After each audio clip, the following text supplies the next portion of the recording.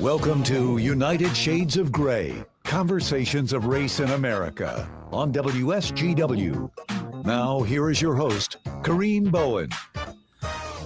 Good afternoon, ladies and gentlemen. Welcome to another edition of United Shades of Gray, Conversations of Race in America. And so I'm so glad to have you guys with us on today. We are back in the studio. And if you're watching via social media, then you'll see a tall, tan, good-looking young fella that's in the stream with us, all the way from the sunny shores of California back to the sunny state of Michigan. It hasn't been sunny yet. So. Is our guy, my co-host, Mark Bassett. Mark, welcome back. Good to be back. Good to be back in mid-Michigan. I do wish it was sunny. It has not been sunny since I've been back. But anyway. Hey, but the California boy has returned. We're so glad to have you, Mark. What is it like to be back home? You've been out there for how long? 6 months? 4 months. 4 months. 4 months. It seemed like an eternity, Mark. I mean, it's interesting. Well, I did some thinking about it on the way home. I've actually only been 4 or 5 months in Midland in the last 2 years, really. Yeah, it's been a minute. I've been, and so, and every time I leave and come back, I don't know, I feel a little more disconnected from the local community. I've been gone for so long. Now, but we're back to stay for the next, other than some trips, this will be home base for the rest of the year. Okay, so it's good to have you back, Mark.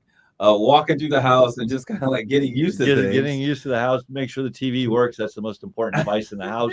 Is my TV working or not? Yes, it is. I'm good. So when Mark first started out on this journey a couple of years ago, I was thinking, there's no way you're not going to make retirement. Mark, you are retired. I am retired. I retired at the end of, I technically retired at the end of 2021, but I didn't really, I got involved in some other things very quickly, and I've worked full time for 9 months in the last 18 months. So I am now officially retired. I'm not doing anything. I still serve on this board out in California, but that's not real work. So okay, all right. So what's on the horizons? We got to catch up, Mark. What's on the horizons? I know there's some things that you're working on. Do we want to do a teaser? Or do we want to save? Well, I thought I would be working on a couple talks while I was out there, but I didn't. To be honest, he was bodyboarding. I was bodyboarding and just sitting on the beach. And I actually went to daily mass and I worked out and went to the beach every day. That was my daily routine, and never really got the incentive to get started. But I've kind of pulled it out, and I'm going to work on a couple talks. I think one on leadership, and then one on my personal journey over 30 years. My journey from Mr. Spock to Captain Kirk. So all you Trekkies out there, he's going to tell the story. Jonathan, are you old enough? Have you ever seen the original Star Trek? I've seen it. I'm not a fan. I'm a next generation guy. Oh, no. Yep. Womp, womp, womp. I don't do nothing that's flies in the sky. I want to tell my personal story. I used to really be like a Mr. Spock character, if you're familiar with that character. And by the end, I was really much more of a Captain Kirk character. And I want to tell that personal journey, kind of how I made that transition. For those of us who grew up watching Good Times and reruns of what's happening now, we were not watching Star Trek. Why don't you share with us, what do you mean by that transformation? Just give us a brief high-level overview. Yeah, so Mr. Spock is a character. He's from the planet Vulcan, but he has a father who's Vulcan and a mother who's a human, Earthling. But the Vulcans basically removed emotion from their beings and became just strictly logical people. And so Mr. Spock was this very logical, very smart, very analytical person. And everything was about logic and math and statistics and probabilities. And that's how he ran his life. And I very much kind of aligned and envisioned myself as Mr. Spock. And as I went through my personal journey professionally and as a parent, as a husband, as a friend, I became much more of a Captain Kirk character, and Captain Kirk is the captain of the space vessel. Mr. Spock is the first mate, and he is much more of an intuitive person, much more of an emotional person. And by the end of my, into my 50s, I became much more of a Mr. Spock or Mr. Captain Kirk character. Leading big. Mr. Spock is much more of an individual leader. Yeah. Captain Kirk is an organizational leader. Has feelings, emotions, relies on intuition, taps into all of those things and makes very quick, bold decisions based on all of those things. And I want to tell, and I really did become much more of a Captain Kirk character, and that's how I led, kind of in a sense of how I made decisions. And I want to talk about my personal journey, both personally and professionally. And that's kind of what I want to make it about. Unique. There was no difference between my personal self and my professional self. For many people, there is two different people. Right. For me, there was no. And I want to tell both personal and professional stories, kind of very important events in my journey, and how that applied to both my professional and personal life. That's good. For those of you out there and you're not a Trekkie, you'll remember the fact that Captain Kirk was the one who had, I think, what would be considered that first steamy kiss on film, Lieutenant Uhura, with an African American female. Yeah, first interracial kiss on TV. So there you go. There's your United Shades of Grey fun fact for today. We also have another strikingly beautiful young lady. I'm making them young because if they're young, then that makes me younger. And we're putting Jonathan back in the cradle. Yeah, he becomes a cradle baby. He's a knee baby, as they used to say. So we have Renee Morris. She's with us today. Renee is the founder, creator, and the chair of the Saginaw Juneteenth Celebration Committee. In addition to that, she also is the founder of Cosby. Why don't you share with us, say hello, Renee, and why don't you share with us, what is Cosby? Hello. Cosby, the Chamber of Successful Black Entrepreneurs, is a chamber that specifically works with Afro-American businesses and we're Afro-Americans now. I mean, I'm sorry. She just took us back a few decades. We went from Negroes to Afro-Americans, and now we are. That's a part of my samba, so it comes out, I'm messing with you.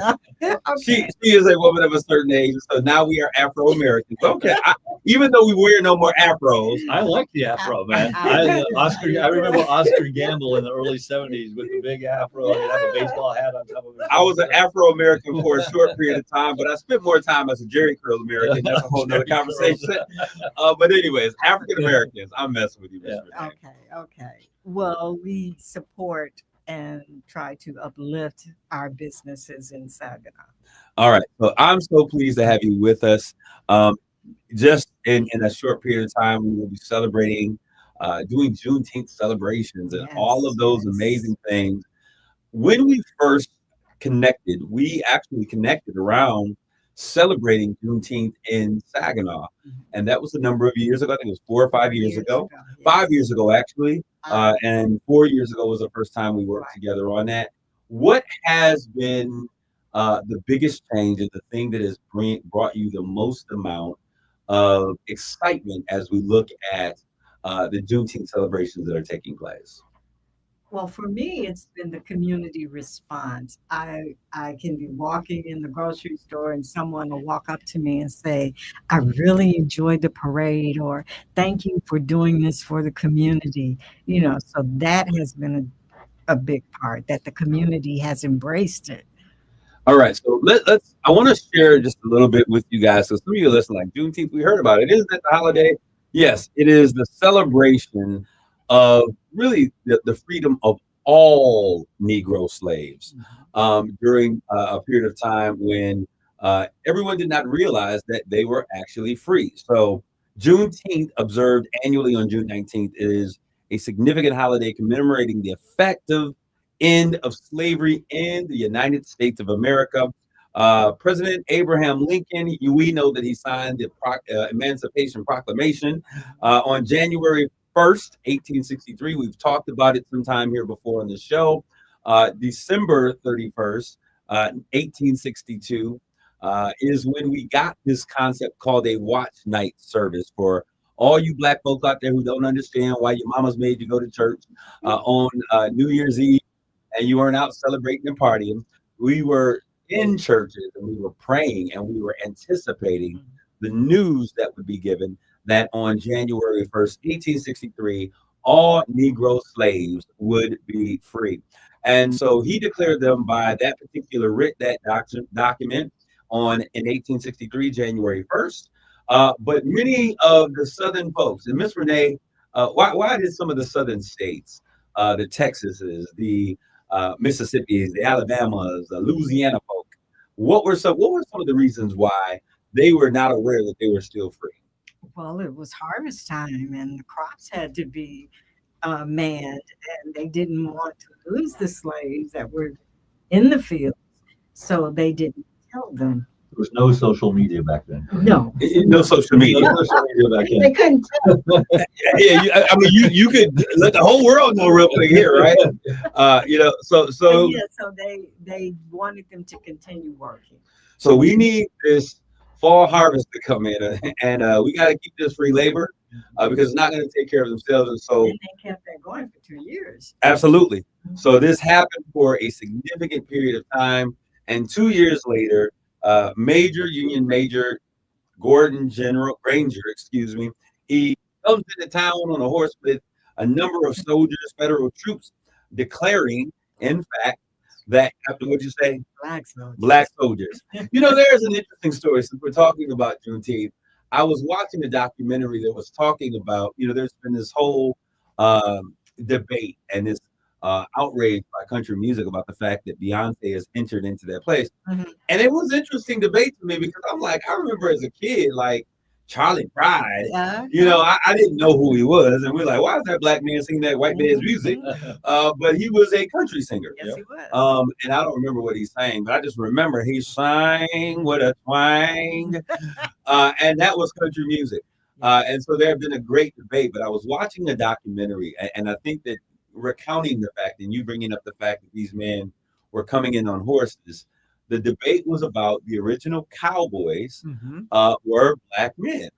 And I thought about it, and I said, when I heard the story, it made a lot of sense because black men at that time had not received the respect, so they were referred to as boys, and they were the ones that managed and broke the horses and made them calm down. There's a saying that we're not going to get in there called breaking buck, which is really tied to another plantation, which was as important. That's a whole nother conversation. But I'll challenge those of you out there, if you really want to know, do the history on breaking bucks, what that actually came from. And there was a whole plantation dedicated to breaking bucks and breeding of slaves, which was one of probably the more popular plantations.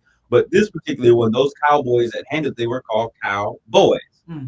You cowboys, because you were responsible for handling the cows and the horses, because white men were considered cowmen. And so it's just an interesting story. But he comes into town in 1865, 2 years later, riding on a horse, June 19th. And he says that these 250,000 folks in Galveston, Texas, who were still working free on the plantation, you, sir, are free to go.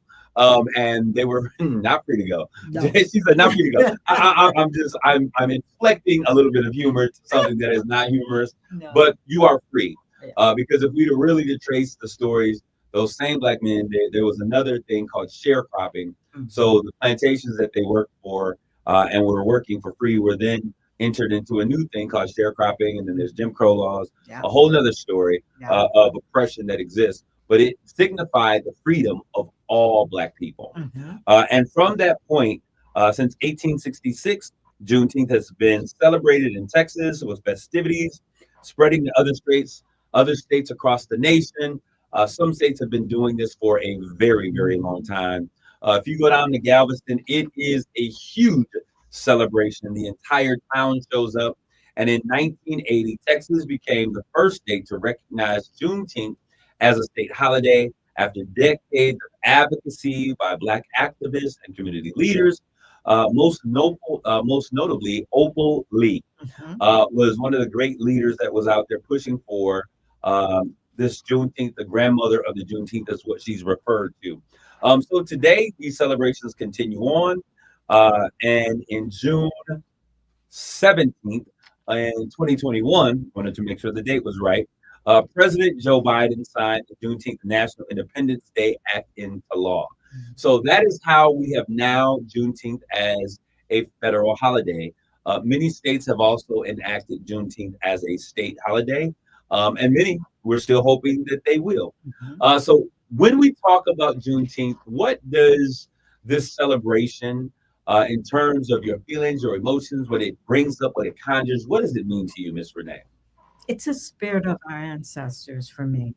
I mean, I can actually feel the importance of our history. And then it's the celebration part, because once they heard that they were free, they started dancing and celebrating. And from my understanding, a few documentaries I saw, that the church and the places where they celebrated are still there, and they're now historically part of the Juneteenth celebration. I think they've done a beautiful mural Mhm. there.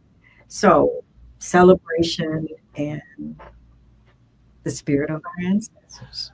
Oh, I want to ask my light-skinned brothers in the room, Mark and Jonathan, when you hear about first of all, when was your first exposure or your entry into your mind, your recollection of Juneteenth?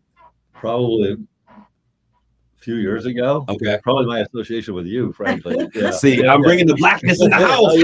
Coming to Midland near you. No, I'm just joking. but no, and I think that this is one of the wonderful things I think about doing this show is that not only do we have spirited conversations about things that can be very controversial, but it also is a platform for us to learn and to share.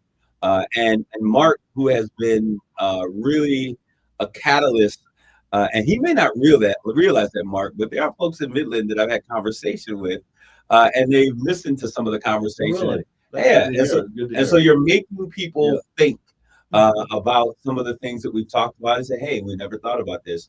But it takes me back to when we were having those conversations. And Scott Snyder, by the way, says he wants to give you a shout out. He says, hey, we've got to do one more of those diversity dinners. Yeah. No, just people no flan. Just no flan. No flan this time. Yolima,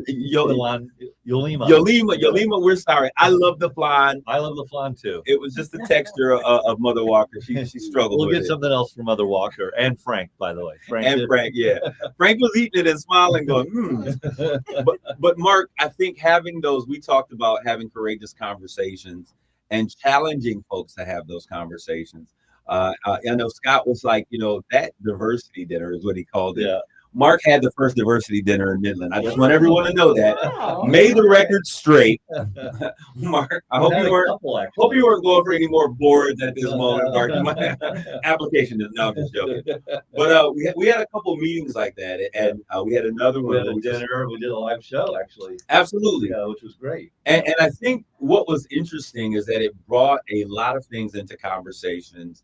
A lot of light bulbs came on. And I'm always excited when people learn new things. So Mark and Jonathan. Yep. So what is your takeaway on Juneteenth? We know what it is. We just talked about that. Yep. But what are your thoughts about it? Because I've had some friends that say, we don't understand why there's a need for a Juneteenth when we have the 4th of July. You're an American person. Right.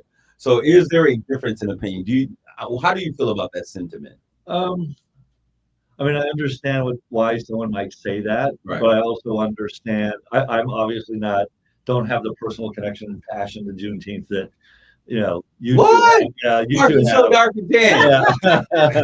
I don't think I'll ever get that dark. Right. But I also see why, for whatever 18% of our population, it would be a very important day. Yeah. And so I understand that as well, and I support and I applaud the efforts of Ms. Morris to do this and to celebrate that. And you and I I am a big supporter, and you and I need to talk about how she can raise more money next year. Oh, Mark, yeah, we might need to have that conversation. If you're out there, Mark, look into the mic. I'm going to be that image of the person who needs. And you go ahead and give the story. If you've ever seen a Juneteenth celebration, it's no longer 1865. But you can give freedom to a young child. No, but Mark, you have been what I consider an ally to this, and even when you were CEO, you were a supporter of what was going on, and I appreciate your allyship. Jonathan, as a younger person, is there a difference in how you see it or your understanding? Because I know that the younger people that I work with, they're like, Juneteenth, what do you mean? We're Americans. Yeah. And history's lost on the youth, on the young. But go ahead. I don't know that history is lost on it. I think that's kind of, in a way, a step forward in we're Americans first. But at the same time, it's good to know your history. And this is a piece of history that I wasn't aware of before it became a holiday. So it's cool to learn that. My attitude towards the continuing celebrations, it's not quite that, oh, we shouldn't have it because of X, Y, or Z, but I know when something's not for me. So, well, but it is for you, you know, and speak to that, Renee. It's an American holiday. We are Americans. It's all of us. It took not only, say, the slaves, but it took all of us to make it happen for our freedom. And I want to say this as we're closing in on our first break. And I'm glad you said that, Jonathan. And because I think that one thing that is so vitally important is that these customs and these holidays and these celebrations that we talk about there specifically, like even Black History Month, the things that are unearthed in these moments, they are American history. They are a part of the true fabric of what it means to be an American. They are the red of the red, white, and blue, the parts of American history where there were ultimate sacrifices given for freedoms that not only Black Americans celebrate, but when we look at the freedoms of our brown communities, when we look at the freedoms of our Asian Pacific Islander communities, our Asian American communities, when you look at those freedoms that all of these different groups, the LGBTQ plus community, I think I got it right. Is there a question mark in there too? I think I don't. QWERTY, yeah, I think that is. I think those are the Q plus means. Okay. But when we look at those freedoms, all of those freedoms were a part of the American expression and defining who we are as a people. The 14th Amendment did it with law, but these celebrations captivated in how we celebrate each other. Stick, stay, don't go away. We'll be back with more United Shades of Gray. You can't be late to the recording and go over. You get one or the other. I am expanding and expressing myself.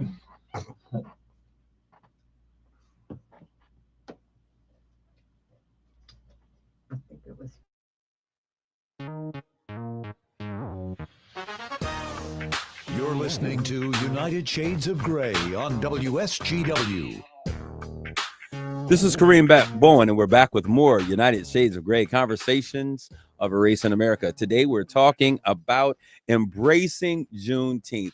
Now, before the commercial break, I was sharing how Juneteenth is an American celebration, and it's a part of our history that all of us should be celebrating. What would you say, Renee, to our white, our Asian, our brown brothers and sisters that are from other places when it comes to being a part of this celebration?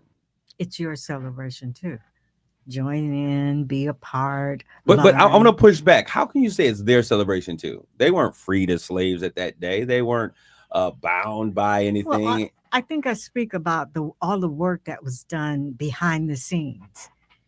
It was not just us doing the work to free ourselves. It was a combination of American people, all kinds of people. When we look at freedom, and this is what I love. This is what I love about the American spirit. When we look at freedom, we as a nation understand the importance of freedom. We as a people understand that we're not all free. We're not free truly until we're all free. And when we look at the fights for freedom, when we look at the fights for equality and justice, you never see a homogenous group of people fighting, but we see a very diverse fight. When we look at the movements, the walks of Dr. Martin Luther King and Chavez and all of the other people that were out there, they could have never done it by themselves, because as I think it was Frederick Douglass says, that power never concedes itself. So you have to have people who have power to understand that something has to change and to be a part of that fight. So to all of our white brothers and sisters, to our brown and Asian Pacific and whoever else stood in the gap and walked with us for these freedoms, we certainly celebrate you, and you are part of this experience as well. Now, I do want to turn the corner a little bit, Miss Renee. Being Miss Juneteenth International for the city of Saginaw, speaking on behalf of all the Black people in America, the poster child of Juneteenth, she has actually made Miss Carleen Gill one of my absolute favorite people of my entire life. She is really the poster child of Juneteenth, even though there's someone else that has been a very strong spokesman. I forget her name in the moment. Lula Braggs Galloway. There you go. I remember her coming to churches when we were kids, and she would say, "Have you heard? Spread the word. Juneteenth." And as a young kid, that was my first expression or understanding of what Juneteenth was. And she would hit the drum, symbolizing the new freedom that was coming and how people spread that word. Looking at where we are today and looking at what has happened for this administration since January 19th of 2025, how has this changed, or has it impacted how we should celebrate Juneteenth now, with all of the associated movements to disband DEI, to replace statues of the Confederacy? Is there a change in how Black folks all over the country should really look at how we celebrate Juneteenth this year? Wow, that's a lot. And I want you to speak on behalf of all Black people in America. Oh, no, I can't do that now. But in your personal what I'm thought, saying is, wow. Well, why would it change? Let me ask you. Yeah, Why why do you it think it should change? change? Yeah. well, I would think that understanding, and this is my perspective, Yeah. looking at how so many things that we've taken as rights, which were really privileges That we fought for. Mm-hmm. Most African Americans would say that there is almost some things that have been fought for 4 decades, now being under attack, now being moved. We're looking at what is an American, which is looking back at the 14th Amendment, which is one of the things that came out of this fight for freedom. There would be a renewed sense of purpose, a renewed sense of value, an extreme desire to celebrate the fact that we are free and that we've had these expressions now. Does it intensify your desire to want to celebrate? Yes, it does. Yes, it does. It's not the same though. Some of the struggles and some of the things that we've been through and fought through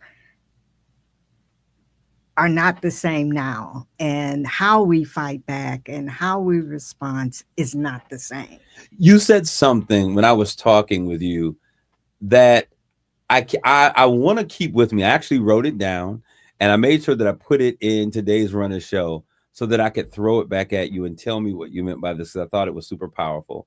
That Juneteenth in 2025 is not about what happened. It's a move from just talking about history to making history. What did you mean when you said that?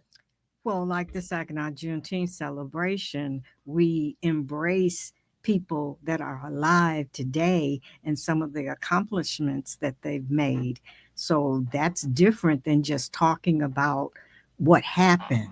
We're making history. And So you're putting a spotlight on people who have done good things currently. As examples of, like, everybody can do this. Right. Yeah. We can compare because we have the history of what we've done, but we have people that are doing great things today. Yes. That we acknowledge and highlight or honor.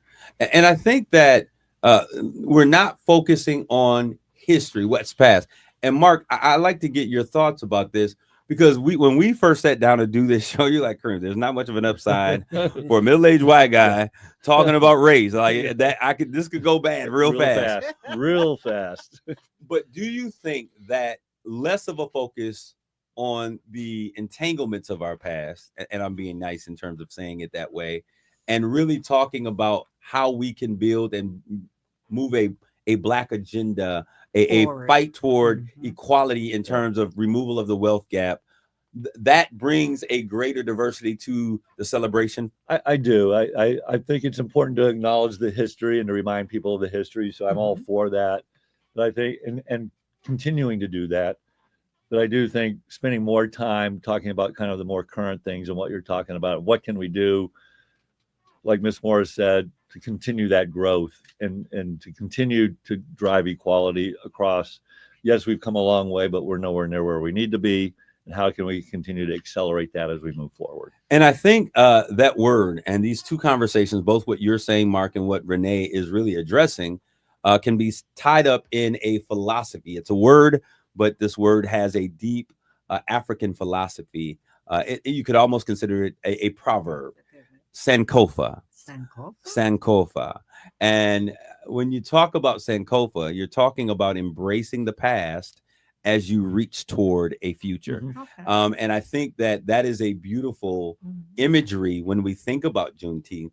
We're not going to omit the past. We're not going to forget about the past, but there's so much to be done today, so much that we can really bring in a diverse community to attack the issues and build a sense of camaraderie around something that has been a black eye to the American. We can make this a beautiful moment for our American country. So when we look at this year and we look at celebration of Juneteenth in Saginaw, what are we expecting?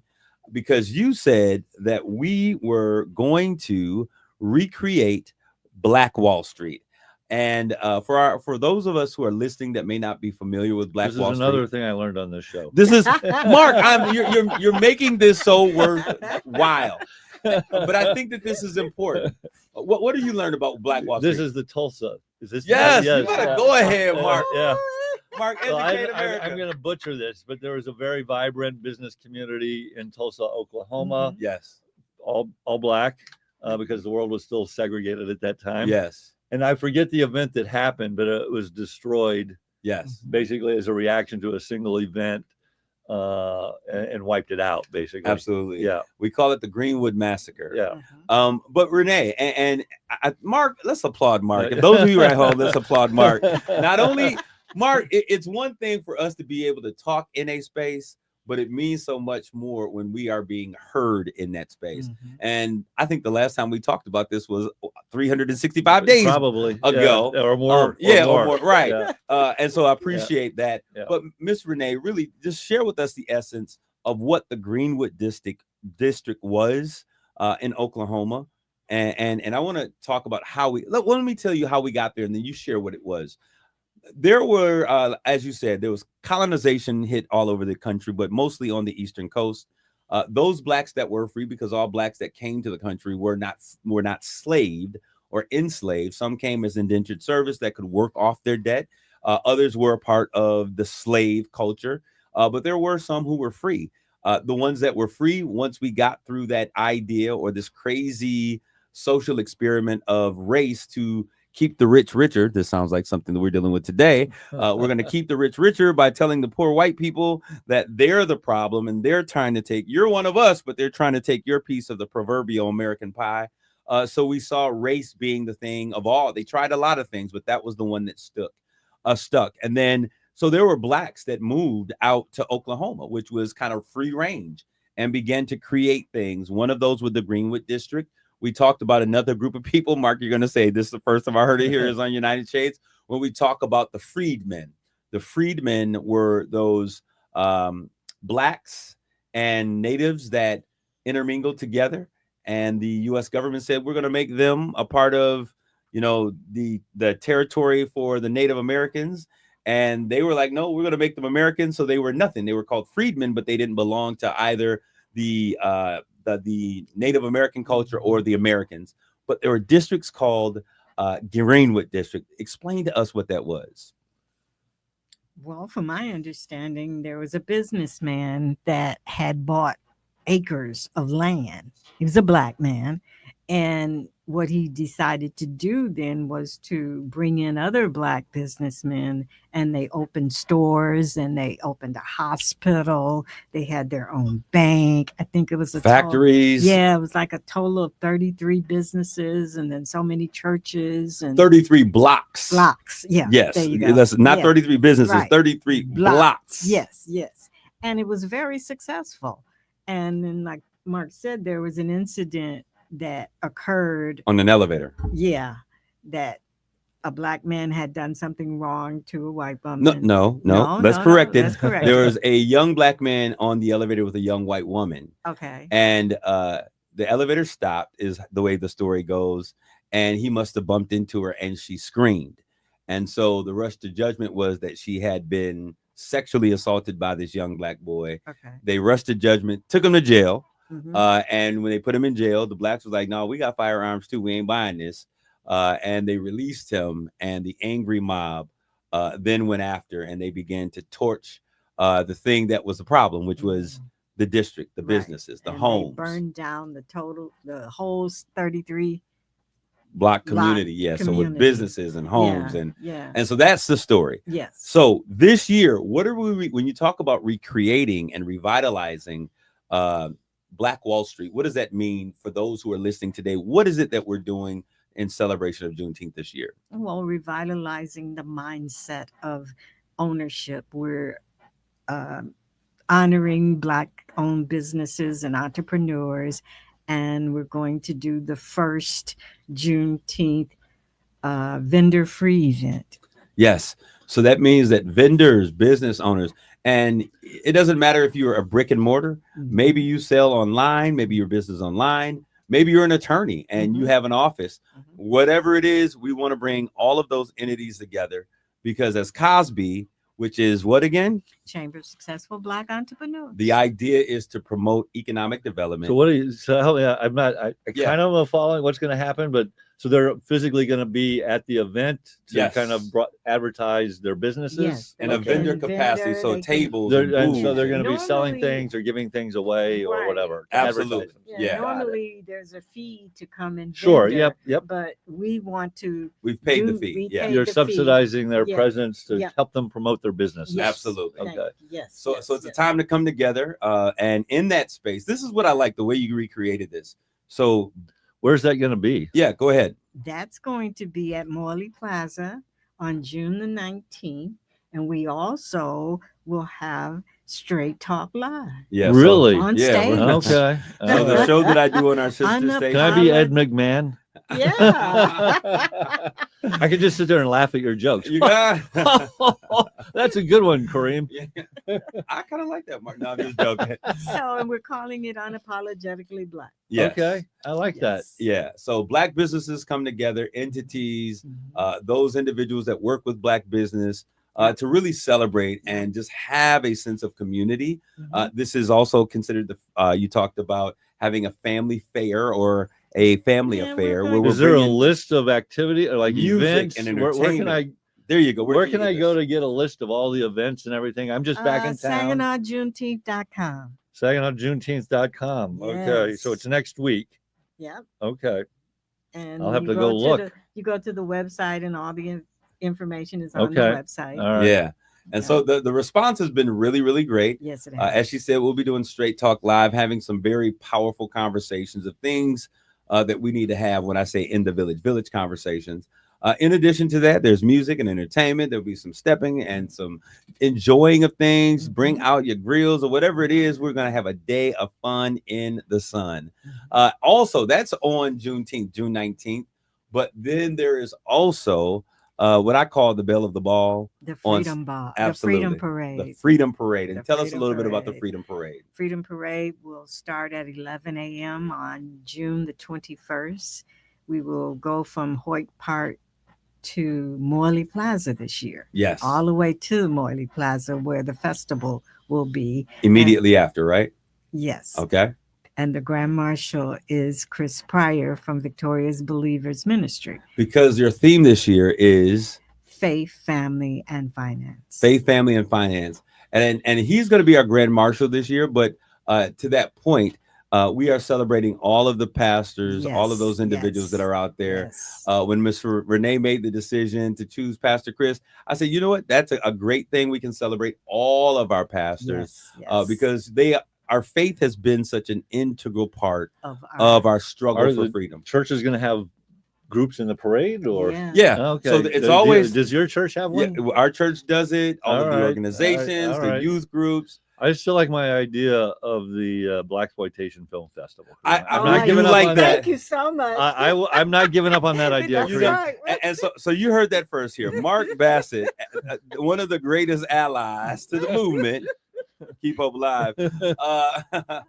He has a wonderful idea of doing a Blaxploitation Film Festival, and we've been talking about this for some time.